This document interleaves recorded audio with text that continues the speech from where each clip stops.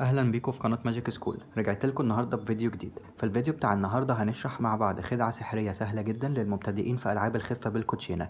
لو انت اول مره تتفرج عليا او مهتم بمجال الخدع السحريه والعاب الخفه بالكوتشينه، يا ريت تنزل دلوقتي حالا تعمل اشتراك في القناه وتفعل الجرس عشان يجيلك اشعار بكل الفيديوهات الجديده اللي هنزلها. كمان ما تنساش تعمل لي لايك على الفيديو وتكتب لي رايك تحت في الكومنتات، وكمان ما تنساش تطلب مني خدع معينه انت عايز نشرحها في الفيديوهات اللي جايه. من غير كلام كتير خلينا نشوف الخدعه مع بعض.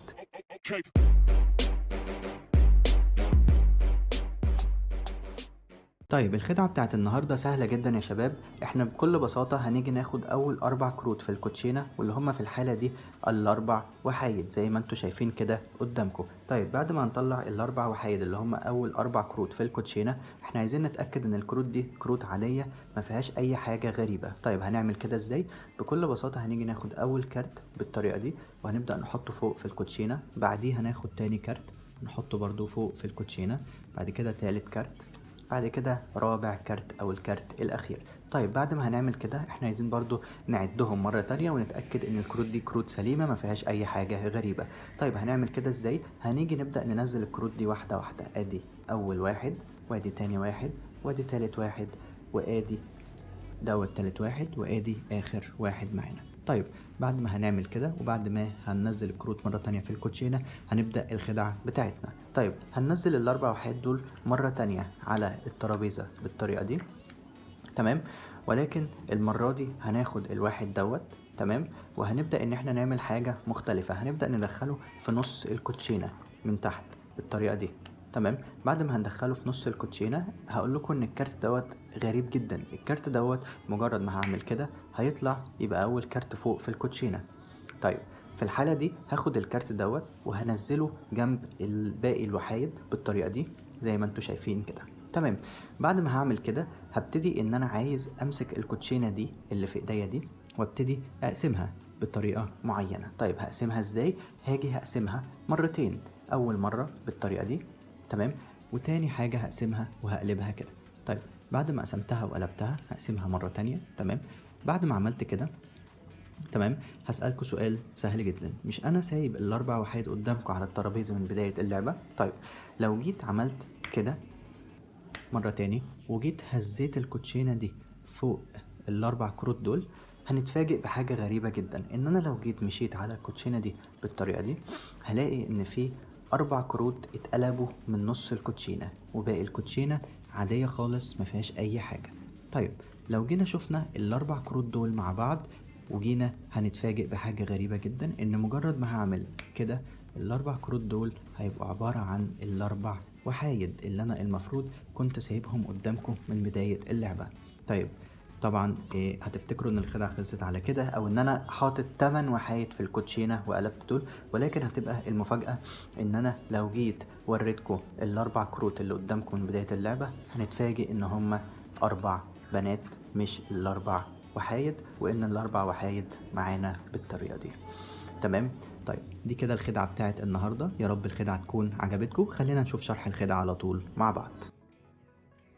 طيب يا شباب، هي شرح الخدعة بتاعت النهاردة خدعة سهلة جدا وبسيطة جدا وفي منتهى السهولة، ولكن بيبقى ليها تأثير قوي جدا على الشخص اللي انت هتعمل معاه الخدعة دي. في البداية كده يا شباب احنا هنجيب الكوتشينة بالطريقة دي وهنجيب الاربع بنات بالطريقة دي وهنخليهم اول 4 كروت في الكوتشينة، وبعد كده هنجيب الاربع وحايد زي ما انتوا شايفين بالطريقة دي وهنخليهم برضو اول 4 كروت في الكوتشينة ونسيب الكوتشينة كده عادي خالص. يبقى كده احنا معانا اول 4 كروت اللي هم الاربع وحايد، تمام، وبعد كده تاني 4 كروت اللي هم الاربع بنات زي ما انتوا شايفين كده يا شباب، تمام.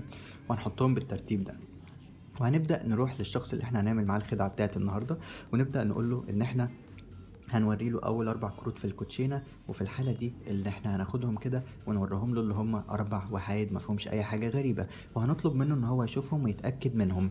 وهو بيشوفهم وبيتاكد منهم احنا هنعمل حاجه تانية خالص في الكوتشينه وهو مش واخد باله، وهي ان احنا هنيجي عند اول 4 كروت بالطريقه دي هنحط صباعنا الصغير اللي هم الاربع بنات، هنحط صباعنا الصغير كده وندخل الكروت فوق صباعنا الصغير زي ما انتوا شايفين.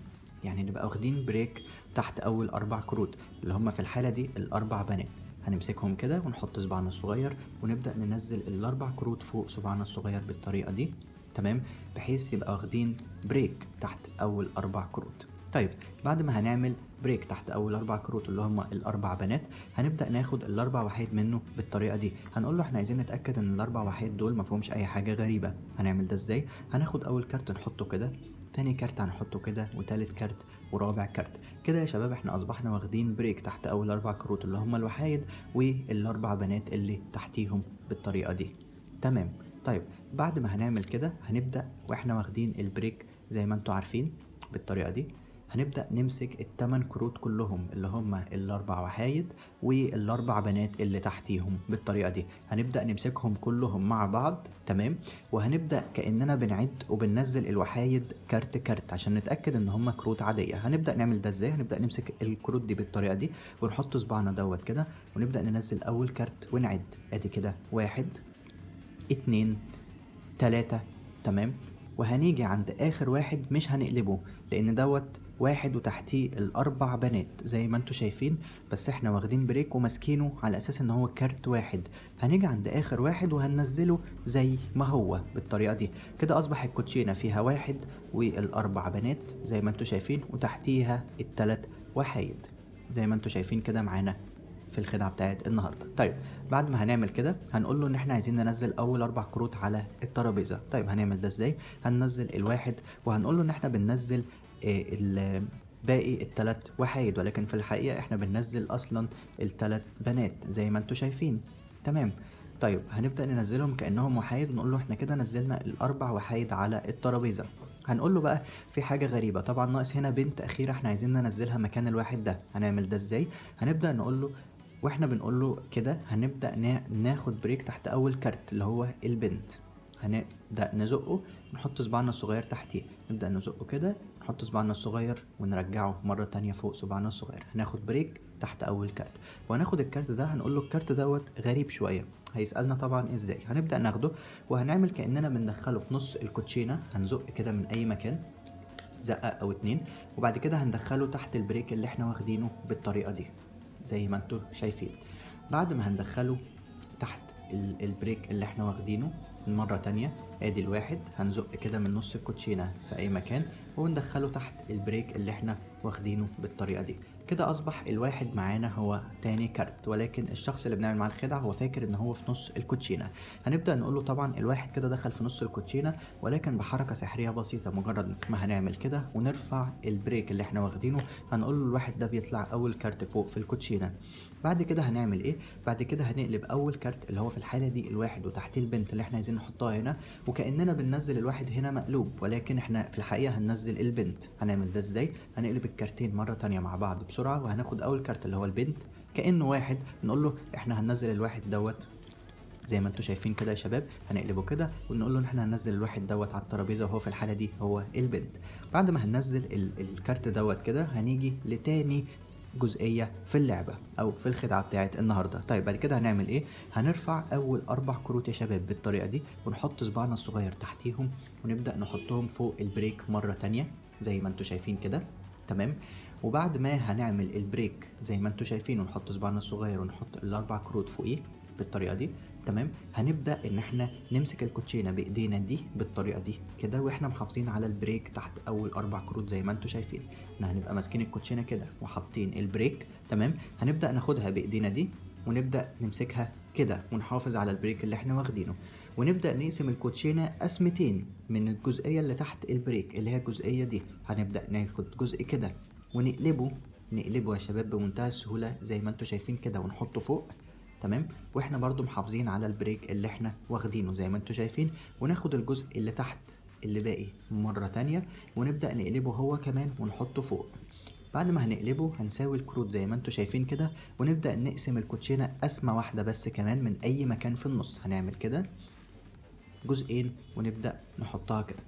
بعد ما عملنا الحركة دي هنبدأ نسأل الشخص اللي احنا بنعمل معاه الخدعة دلوقتي احنا هنعمل حاجة غريبة جدا او الكوتشينة دي غريبة وفيها حاجة مختلفة. هيسألنا ايه هي؟ هنقول له ان احنا مجرد ما هنعمل كده او هنبدأ نهز الكوتشينة كده فوق ال4 كروت او نعمل اي حركة سحرية، لو مشينا على الكروت كلها زي ما انتوا شايفين كده هنبدأ نلاقي ان في 4 كروت اتقلبوا تمام من نص الكوتشينه، وباقي الكروت هي كروت عاديه خالص. طيب بعد ما هنعمل كده هنبدا نوري له الاربع كروت اللي اتقلبوا دول، وفي الحاله دي هيتفاجئ جدا جدا جدا ان الاربع كروت دول هما الاربع وحايد اللي هما المفروض يكونوا على الترابيزه. هيفتكر ان كده احنا معانا 8 وحايد او كذا واحد في الكوتشينه. هنبدا نقول له لا، بدليل ان احنا لو قلبنا الاربع كروت دول هنلاقي ان هما اربع بنات اصلا مش اربع وحايد، وان الاربع وحايد كانوا طول الوقت في الكوتشينه ومقلوبين وهو اللي ما خدش باله. دي كده يا شباب شرح الخدعه بتاعت النهارده. خدعه سهله جدا وحلوه جدا انك تعملها مع اي شخص، وهتسيب تاثير كويس جدا على اي شخص هتعمل الخدعه دي معاه. ده الفيديو بتاع النهارده ودي الخدعه بتاع النهارده. يا رب تكون الخدعه عجبتكم. لو الفيديو ده عجبك انزل اعمل لايك على الفيديو واشترك في القناه وفعل زرار الجرس. كمان ما تنساش تكتب لي رايك في الكومنتات وتطلب مني خدعه معينه انت عايزني اشرحها في الفيديوهات اللي جايه. شكرا على المشاهده واشوفكم الفيديو الجاي.